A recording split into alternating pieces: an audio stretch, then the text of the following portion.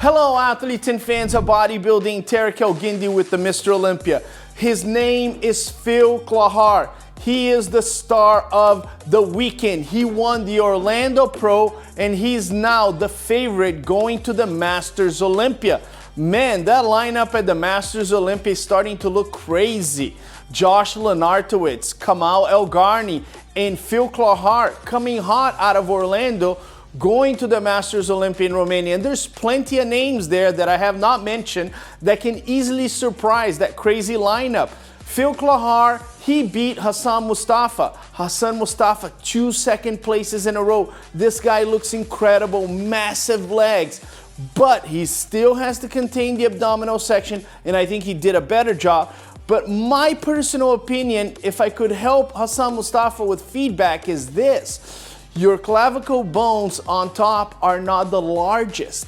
And that gets even more exposed because your legs are huge. So when you hit a most muscular, when you hit a lot of the poses, instead of coming real narrow here, you just come a little bit wider on the waist. Make yourself bigger on top, wider on top. That's going to make your physique a little bit more symmetrical, because right now the lower half is clearly dominating the upper half. Now, there was a little bit of water and we couldn't see that much separation. Phil Clahar looked to be more conditioned. He still needs to contain a little bit of the abdominal section, maybe more legs, but those two competitors are incredible. And I believe if Hassan Mustafa continues to compete, he's gonna have his qualification for the Mr. Olympia.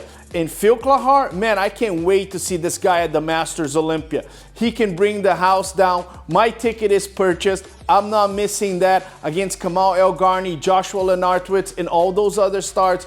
That's going to be incredible. Moving on to Italy last week.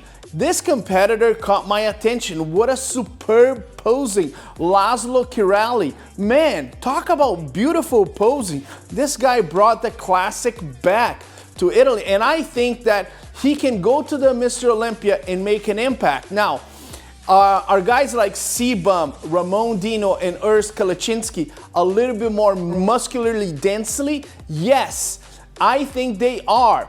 What I think this guy needs is a little bit more muscle on top and on the bottom. If he has that, then he becomes one of those tall, like Mike the Bull, one of those tall muscular guys on top and on the lower half. Congratulations. Moving on to the men's physique. This guy is complete from Spain. Sid Pouillet, massive chest, back separation, small waist. I just can't tell him anything but to keep doing what you're doing. Looked incredible, don't change a thing.